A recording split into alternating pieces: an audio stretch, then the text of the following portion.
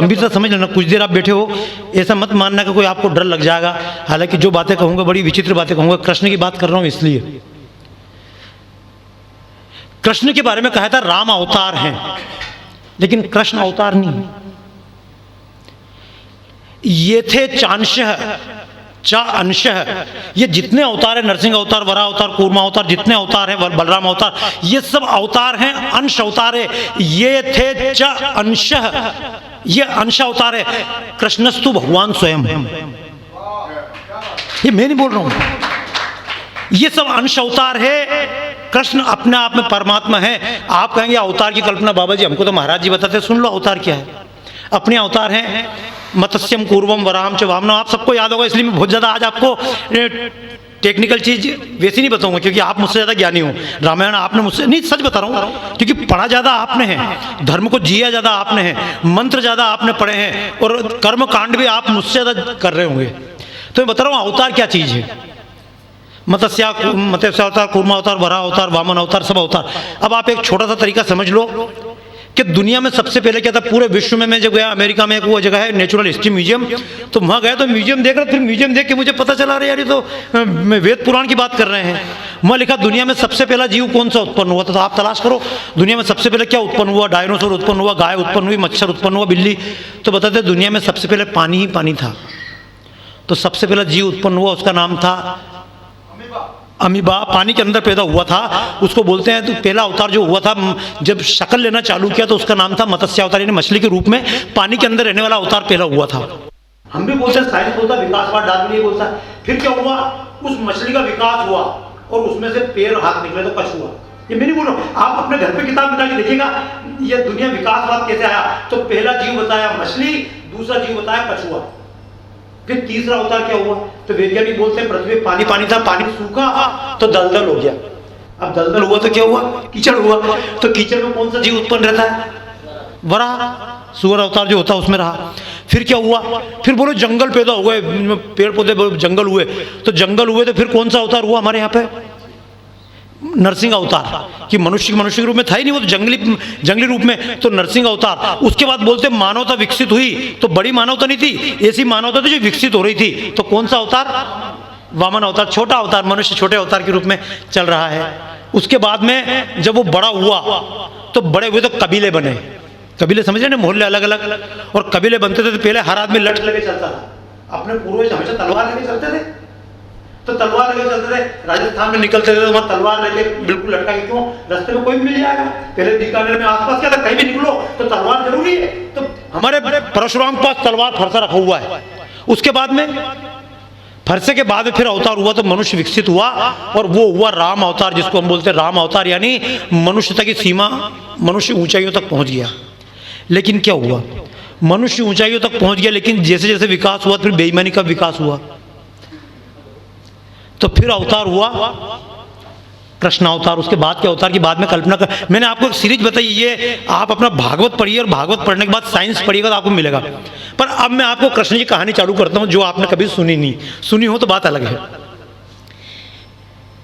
राक्षस एक जाति है, असुर दूसरी जाति है सुर। अब सुर असुर समझना तो समझ लो, जिनके नियम में होते हैं। अब ये बांसुरी सुर से बजा रहे हैं और आप बजाएंगे तो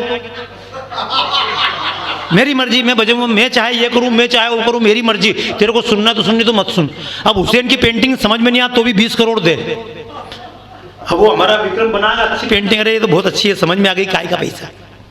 तो हमको कई बार ऐसा लगता है कहानी भी सुनते हैं, जो समझ में जाए काय का कहानी, जो ना समझ में आए वो बहुत बड़ी अच्छी चीज। तो एक कहानी बता रहा हूँ। असुर एक राजा थे, वृषपर्वा। अब ये नाम भूल भी जाओ तो कोई दिक्कत नहीं, क्योंकि वो रखना आपका दिमाग का काम नहीं, आप खाली कहानी समझ लेना। एक राजा थे वृषपर्वा। वृषपर्वा की एक लड़की थी, उसका नाम था शर्मिष्ठा। ये नाम अभी आपके दिमाग में जाए किसकी बात कर रहा हूँ, शर्मिष्ठा। जब राजा था तो राजा का कुलगुरु भी होता है, आप सब जानते होंगे। अगर आप व्यापारी हो तो आपके गुरुजी भी तो होते ना। तो पहले गुरु के बिना राजा का काम नहीं चलता था, राम का काम वशिष्ठ के बिना नहीं चलेगा, क्योंकि सबके डिपार्टमेंट अलग अलग थे। अब दिक्कत क्यों हो रही है कि बनिया बामनगिरी का काम कर रहा है, बामन ये काम कर रहा है, वो राजपूत वो काम कर रहा है। दिक्कत पहले सबके काम बटे थे कि राजपूत काम अपना है, इसका काम अपना है, सबके अपने अपने काम थे। तो पहले दोस्ती होती थी, एक राज्य में राजा भी चाहिए और राज्य का मतलब ब्राह्मण भी चाहिए, ब्राह्मण यानी दिमागदार भी चाहिए, शूद्र सेवा करने वाला भी चाहिए, लड़ने वाला भी चाहिए। तो उस राज्य में जो ब्राह्मण था उसका नाम था शुक्राचार्य, ठीक है ना, शुक्राचार्य। शुक्राचार्य की भी एक लड़की थी, उस लड़की का नाम था देवयानी। समझ गए ना कहानी, वृषपर्वा और शुक्राचार्य, इन दोनों की एक लड़की, एक लड़की का नाम शर्मिष्ठा राजा की लड़की का, गुरु की लड़की का नाम देवयानी। अब वो क्या हुआ, देवयानी और जो आपस में दोस्ती होती बराबरी में, समान स्टेटस है, तो दोस्ती हो गई। अब दोस्ती हो गई तो उन्होंने चलो, तो घूमने गए, नहाने धोने के लिए गए, नदी में तैरने के लिए गए। अब तैरने के लिए गए तो कई बार होता ही ना, अब जूते वाला भाई साहब जूते बना दे, इसका जूता वो पहन गया, उसका वो पहन गया, गलती हो जाती है। पर कभी कभी तो गलती होती, कभी कभी लफड़ा हुआ कि वो जो लड़की थी राजा की, वो नहा रही थी, और जो गुरु की लड़की थी, ये गुरु की लड़की बाहर देवयानी निकली, तो इसने कहा देखो यार कितनी अच्छी ड्रेस है इसकी, राजा की लड़की की। बोले अपन पहन के देख लो। तो इसने वो ड्रेस पहन के चुपचाप देखी कि मैं कैसी लग रही हूँ झांक के पानी वानी में। तब तक वो राजा की लड़की निकल के आई, घमंड तो था, तेने मेरे कपड़े कैसे पहन लिए, और तू अपने आप की औकात क्या समझती हो, तू ये गुरु की एक ब्राह्मण की लड़की मेरे बराबर करी, मेरे कपड़े पहन के, तेरी इतनी हिम्मत। उसने उस लड़की को चिल्ला चोट करी, तो उसने कहा पहन लिए तो कपड़े क्या हो गया। और इतनी लड़ाई आपस में हुई कि राजा की लड़की को इतना बुरा लगा, उसने उस गुरु की लड़की को कुएं में धक्का दे दिया। सूखा कुआं था, लड़की कुएं में गिर गई, और ये राजा की लड़की घर आ गई। बोले लड़की कहाँ गई, देवयानी गुरु की लड़की। बोले क्या पता कहाँ गई, वो घूमने गई थी, उसके बाद तो मिली नहीं, झूठ बोल दिया। इधर लड़की कुएं में पड़ी रही। अब वो लड़की कुएं में पड़ी रही तो वहाँ कोई बगल से निकले नहीं, जंगल में था, तो वहाँ से एक राजा निकला। समझना बात को, बड़ी जोरदार कथा हुई। एक राजा निकला तो लड़की चिल्लाई बचाओ बचाओ, तो राजा ने कहा कौन है, किसी लड़की की आवाज़। तो ये राजा गया तो देखा तो लड़की अंदर कुएं में डूबी हुई थी, तो उसने उस लड़की को हाथ डाल के ऊपर कुएं में से बाहर निकाल लिया। कुएं में से बाहर निकाल लिया, आसपास कोई नहीं था। उस लड़की ने कहा कि आपने मेरा हाथ पकड़ लिया, आपने मेरी जान बचाई। तो बोले आपने मेरा हाथ पकड़ लिया, मैं अपने आप को आपको समर्पित कर रही हूँ। तो राजा ने कहा कि ठीक है मैं तुमसे शादी कर सकता हूँ। लड़की ने कहा तुम शादी कर सकते हो, जो भी कर सकते हो, लेकिन मेरे पिता से पहले पूछ लो, उनसे परमिशन ले लेते हैं। तो वो राजा जो उस लड़की को निकाल के लाया था, राजा का नाम था, अब आप समझ जाएंगे, राजा का नाम था ययाति। ये आपने पढ़ा होगा। तो वो जो लड़का था वो उस लड़की को लेके पिता के पास आया, और पिता के पास आया, लड़की ने पिताजी से कहा पिताजी मैं जो है गुमिनी थी, ये राजा की लड़की ना, इसने मेरे साथ बहुत बदतमीजी की, और छोटी सी बात थी, मैंने इससे कपड़े पहन, लेकिन इसने इतनी बदतमीजी की, मेरे को कुएं में धकेल के चली गई, तो ये तो इसका उचित नहीं है, और आप एक काम करो, जो भी हो इस राज्य को आज ही छोड़ दो। तब एक लड़की का बाप क्या करेगा, उसने कहा ठीक है बेटी, अगर तू इसे पीछे पड़ती तो छोड़ देता हूँ। तो उसने कहा मैं राज्य छोड़ दूँ। लेकिन ब्राह्मण लोग अगर राज्य छोड़ दे तो राज्य की क्या स्थिति होगी। अगर देश के तमाम वैज्ञानिक बोल देंगे हमको तो बम नहीं बनाना, ये नहीं करना, वो नहीं करना, हड़ताल, तो राजा क्या कर लेगा। तो राजा पाँव पड़ा, क्योंकि शुक्राचार्य के पास विद्या थी जो मरे हुए को जिंदा कर देता था। तो वो राजा ने कहा कि भाई तुम जो चाहो राज्य मत छोड़ो। तो लड़की ने कहा नहीं राज्य तो छोड़ेंगे हम। देवयानी ने कहा अपने बाप से राज्य छोड़ो, और मैं इस लड़के से शादी करने वाली हूँ, इस राजा से, ययाति से। तुम एक काम करो, राज्य छोड़ के हमारे साथ निकलो। तो राजा पाँव में पड़ गया गुरु के, भैया आप अपनी लड़की को समझाओ, मतलब मैं आपको जाने नहीं दूंगा। तो उस गुरु ने कहा मेरा भी तेरे प्रति मन है यार, लेकिन मैं अपनी मर्जी से थोड़ी जा रहा हूँ, ये लड़की के पीछे, एक काम कर इससे ही बात कर ले। तो राजा ने उस लड़की से बात की, बोल तेरे को क्या चाहिए, तेरा गुस्सा कैसे शांत होगा। तो लड़की ने कहा अगर मेरी बात मानो तो मेरी एक शर्त है। बोले शर्त क्या है। बोले मेरी शर्त ये है कि मैं अपना विवाह करके जा रही हूँ इसके साथ में, तेरी जो लड़की राजकुमारी है वो मेरी सेविका बन के जाएगी, जिंदगी भर के लिए मेरी नौकरी करेगी। अब वो राजा की लड़की भी थी, गलती तो उसने की थी, लेकिन बाद में राजा की लड़की को लगा कि मेरा तो राज्य लुट जाएगा, मेरा बाप कंगाल हो जाएगा, तो बाप कंगाली से बचे, इससे अच्छा कि मैं सेवा में चली जाऊं। तो लड़की ने कहा कोई बात नहीं, मेरे को मंजूर, तू इससे विवाह कर, मैं सेविका बन के साथ चलती हुई। और ये कहानी लंबी कहानी, लेकिन वो राजा ने उस लड़की से शादी की, देवयानी से, और शादी करके चला। जब शादी करके वो चला तो वो लड़की शर्मिष्ठा उसकी नौकरानी थी। धीरे धीरे क्या हुआ, राजा तो राजा, और मानव स्वभाव आप जानते हो। 3-4 साल 6 साल बाद मालूम पड़ा कि बच्चे खेल रहे थे, तो इस देवयानी के भी 2 बच्चे खेल रहे थे। तो पता पड़ा 2-3 बच्चे साथ में और खेल रहे। बोले ये किसके बच्चे। तो तलाश किया, बोले वो शर्मिष्ठा के बच्चे। मतलब राजा ने इससे तो विवाह किया और उससे भी कर लिया, 3 बच्चे उससे पैदा कर लिए, 2 बच्चे इससे। तो इस लड़की को अखरा, बोले मैंने तो मतलब इसको नीचा दिखाने के लिए मतलब विवाह करके सेविका बना के लाई थी और ये तो मेरे सिर पे बैठ गई। तो वो गुस्सा होकर अपने बाप के पास आ गई कि पिताजी इसने बहुत मक्करी करी मेरे साथ में, इस राजा ने, ययाति ने, कि मेरे को पत्नी बना के ले गया लेकिन उसको पत्नी बना के उससे उतने बच्चे पैदा कर लिए। तो बोले क्या करूं? तो बोले उसको श्राप दे दो। अब वो पहले के श्राप ऐसे होते थे। तो उसने गुरु ने कहा जा बुढ़ा हो जा। तो वो ययाति बुढ़ा हो गया। अब वो बुढ़ा हो गया तो बाद में, इसलिए कहावत अपने बिना बेचारे जो करे सो पाछे पछता है। हम कई बार गुस्से में कोई काम कर जाते बाद में सोचते क्या उठपटांग कर दिया यार। इसलिए जब भी गुस्सा आए तो कुछ मत करो, 2 मिनट की भले ही गर्दन काट देना लेकिन 2 मिनट के लिए चुप हो जाओ, बस सोचो गुस्सा क्यों आ रहा है। तो उसने बिना सोचे समझे कहा कि जब बुढ़ा हो जा। तो वो बुढ़ा हो गया। लड़की ने कहा तो मैंने अपने पैर पे कुल्हाड़ी मार ली, कम से कम हस्बैंड तो था, इस बुढ़े को लेके क्या करूंगी। तो वो अपने बाप के पास वापस गई। बोले फिर जवान कर दो। तो बाप ने कहा मेरे हाथ में नहीं है। समझना चमत्कार होते लेकिन उसका मेरे हाथ में नहीं है। तो उन्होंने कहा जब तुम्हारे हाथ में चमत्कार नहीं है तो फिर ये बताओ कैसे वापस जवान होगा। तो गुरु ने तरीका बताया, अगर इसके बच्चे हैं, जितने बच्चे हैं उसमें से कोई बच्चा अगर अपनी जवानी इसको दे देगा तो ये जवान हो जाएगा और वो बच्चा बुढ़ा हो जाएगा, यानी जवानी का एक्सचेंज हो सकता है। तो ये सब बच्चे बड़े हो चुके थे। तो राजा ने पहले लड़के से पूछा कि एक काम कर, तेरी जवानी मुझे दे दे, तो अभी जीवन में कुछ और भोग करने की मुझे इच्छा है।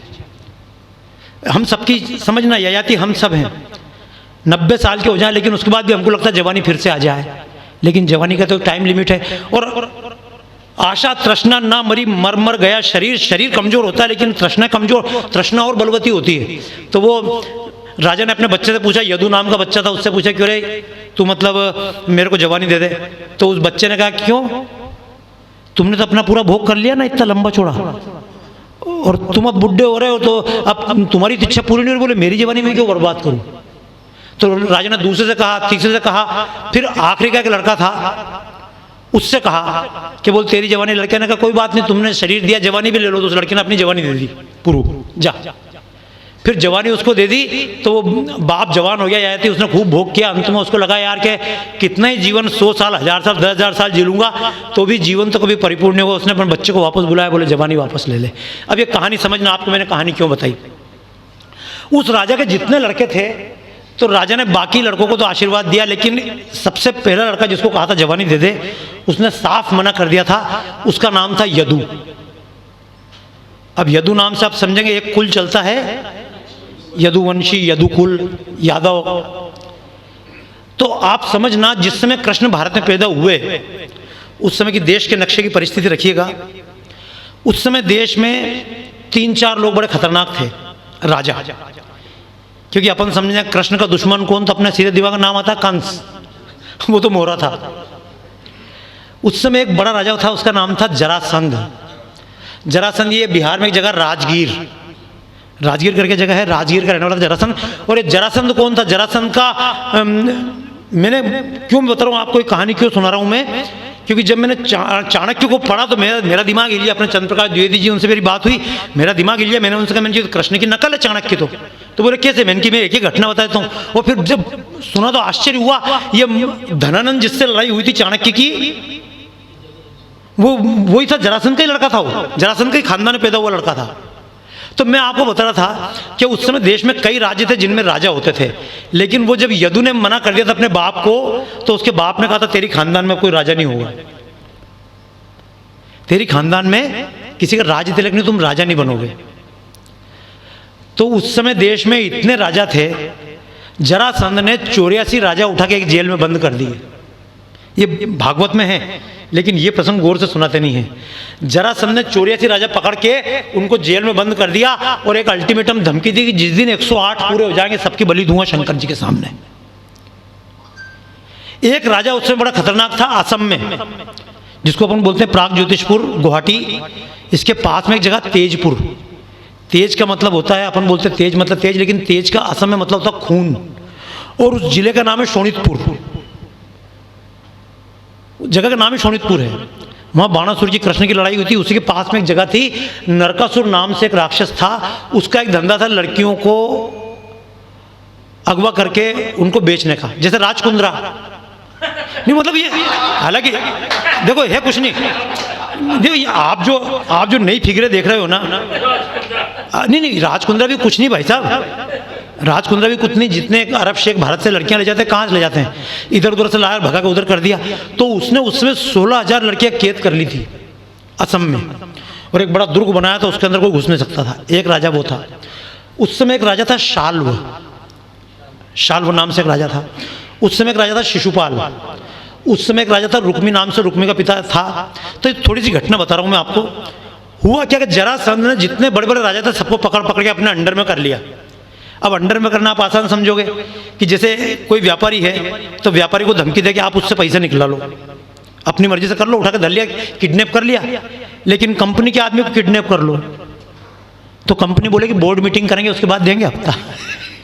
आप समझना बात को। जब एक आदमी दुकानदार होता तो कुछ भी कर लेगा, और दुकानदार 10 है तो फिर दिक्कत होगी। तो उस समय सबसे बड़ा साम्राज्य मथुरा का साम्राज्य था, और मथुरा में साम्राज्य नहीं था, मथुरा में गणराज्य था। समझ गए ना? ये कृष्ण जी कथा। इसके बाद आप पढ़िएगा कृष्ण जी कथा। मैं आपको कथा नहीं सुनाऊंगा, कथा तो आप खुद पढ़ लेना। मैं आपको खाली सूत्र दे रहा हूं कि एक बार स्वेटर का अगर एक धागा उखड़ जाए फिर तो खींचे जाओ आराम से बेटे, फिर तो दुशासन की तरह पूरा स्वेटर उधर के बाहर जाएगा। तो वो उस समय क्या कि मथुरा जो था गणराज्य था, इसमें एक राजा नहीं था। अब एक राजा हो तो उसे उठा के बंद कर लो, पर यहाँ 4-4 मालिक, किसको बंद करो? तो उसने उस समय जब वहां पे 3 साम्राज्य थे, उनके नाम थे, अब नाम ध्यान रखना, अंधक, भोज और वृष्णि। क्या क्या नाम थे? अंधक, भोज और वृष्णि। ये वृष्णि जो था, इसके नाम से वासुदेव जो इनके पिताजी थे कृष्ण के, वो वासुदेव वृष्णि उससे थे। फिर भोज, आपने सुना होगा कुंती कृष्ण की बुआ थी, तो कुंती भोज नाम था उस व्यक्ति का जो दूसरा उस भोज से संबंधित था। और एक था जिससे अक्रूर जी।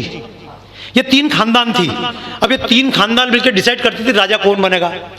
तो वो जरासंध ने कहा यार सबको तो जीत लिया, लेकिन ये मथुरा को नहीं जीत पा रहा हूं। तो मथुरा क्यों नहीं जीत पा रहे? अरे बोले एक मालिक नहीं 3 मालिक है, यहाँ कोई राजा ही नहीं। राजा हो तो उसने कहा इसमें अच्छा करोगे प्रजातंत्र खत्म करके राजतंत्र लगा दो। आई बात समझ में? बिल्कुल समझना कि मथुरा का उन्होंने प्रजातंत्र खत्म कर देते हैं या राजतंत्र कर देते हैं। तो उस समय 3 खानदान थे, और तीनों खानदान का जो प्रमुख होता है, जो बनाते हैं प्रधानमंत्री, तो उनका नाम था उग्रसेन। अब ये उग्रसेन था, इसका एक लड़का था, उसका नाम था कंस। उग्रसेन के लड़के का नाम। तो आप समझो, मतलब ये तो भागवत तो छोटा सा किस्सा रह गया कृष्ण का। वो जरासंध ने क्या किया, बोले इस पूरे मथुरा गणराज्य को, इतना बड़ा साम्राज्य, इसको कब्जे में करना है, तो इन 3 खानदान के ऊपर कोई ना कोई एक आदमी ऐसा बिठा दो कि राजतंत्र हो जाए, तो अपने हिसाब से फिर ये भी चल जाएगा, तो अपन चक्रवर्ती सम्राट बन जाएंगे। ये नेतागिरी में खूब होता अपने यहाँ पे, कभी इसको गिराना कभी उसको गिराना, शिवसेना से संबंध कर लेना, इसको हटा देना, और ये सब बाकी ये छोटे मोटे जो आप पढ़ते हो ना पाठ ही, ये सब तो वैसे जो सुशांत सिंह 3 दिन हंगामा और चौथे दिन खत्म। अब वो कहाँ गया किसी को मतलब नहीं है, उसके बाद दूसरा कहाँ गया कोई मतलब नहीं है। रोज घटनाएं आप टीवी पढ़ते निकल जाती है। ये महाभारत की बाकी घटनाएं ऐसी हैं। तो जरासंध ने क्या किया, जरासंध ने उसकी 2 लड़कियां थी, अस्ति और प्राप्ति, तो उनकी शादी कर दी कंस के साथ में। तो जरासंध का घर में घुसना बैठना हो गया, भाई मथुरा में कहा के रिश्तेदार आ रहे हैं। और फिर उसने अपने लड़के से, उससे दामाद से कहा कि एक काम कर, तेरे बाप को हटा, अरे काय का प्रजातंत्र, राजा बन जा, मैं तेरे सपोर्ट में खड़ा हूं पीछे, क्या चाहिए मैं दूंगा तेरे को। कंस ने कहा यार अच्छा आइडिया। तो कंस ने उग्रसेन को उठाकर जेल में डाल दिया, और बाकी तीनों जो थे, ये 3 प्रमुख थे, इन तीनों को चमकाया कि देखो रे कौन कौन मेरे अंडर में आ रहा, कौन कौन नहीं आ रहा। तो बाकी 2 तो फिर भी चुपचाप हो गए, अक्रूर जी, उन्होंने कि ठीक है तू जो करे भैया। लेकिन वो जो ये ज़्यादा पंगे कर रहे थे, कृष्ण के पिताजी वासुदेव, तो इनने कहा कि देख गड़बड़ करेगा तो तेरे को, तो उसने एक बहाना बनाया कि भैया ये सब जो आप सुनते हो ना, कोई आकाशवाणी, ऐसे कोई आकाशवाणी वगैरह नहीं होती, होती होगी रेडियो से होती होगी और कहीं नहीं होती। और ऐसे आकाशवाणी और पातालवाणी होती तो देश फिर ऐसा निपटता नहीं। ये इतनी सारी गायें मर रहे, अगर कृष्ण जी वैसे होते तो आज आके बचा लेते, एक भी गाय नहीं मरती। कृष्ण जी के रुक्मणी का, उसका द्रौपदी को बचाने के लिए कृष्ण जी आ गए। आज भी जिन लड़कियों से बलात्कार होता हो, क्या कृष्ण को नहीं पुकारती होंगी? कृष्ण आते हैं। मैं तो इसीलिए गीत गाता हूँ ना, मेरे वंशी बजैया कन्हैया, प्रेम की धुन तू फिर से सुना दे, मेरे मन के मरुस्थल को कान्हा, भूमि तू वृंदावन की बना